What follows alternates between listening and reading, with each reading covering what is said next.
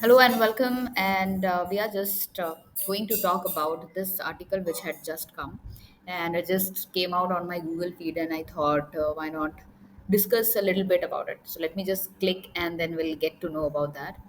So we see here that there are around 37,000 medical students. They are giving details about their mental health illnesses.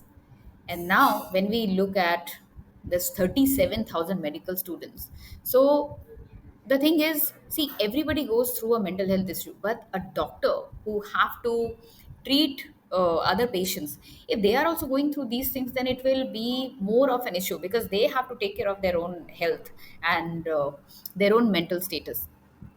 Now, if we talk about the National Medical Commission, here it says that they had launched an online survey after finding 130 medical students had taken their life, right? And this is not an easy thing to digest.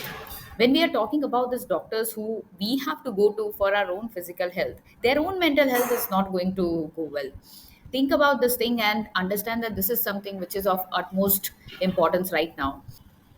They are going through a lot of anxiety, work pressure, and overwhelming stress. Overwhelming stress is also something that most of the people are going through, that no matter if you are a working professional or you're not working or you're between the job, stress and anxiety is something which is picking up. So what are we doing for our mental health is very important.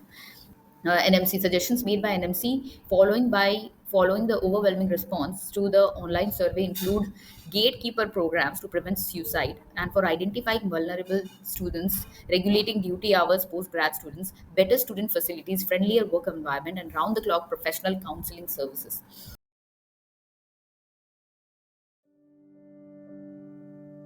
Another thing what I have noticed in my career is there is this discrepancies between psychiatrists and counselors. So if at all counselor and psychiatrists they meet or they have a wonderful bonding together, then together they can help more people. Their psychiatrist can also ask for other details, like if they want longer sessions, they want their patients to have longer sessions, they can always send the patient to the counselor, and the counselor, if they feel that they need psychiatric treatment immediately at a first aid level, then they can also send the patient to the psychiatrist. This is something I think which is of utmost importance, and there is a psychiatric group where they do not allow or really mingle with other counselors. And then counselors fraternity is also like very open, and nobody really is has a association or something. So in India it's not really united yet. I would like to know your point of view on it. I would really need to see an association where counselors and psychiatrists work together so that most of the people's mental health is on place.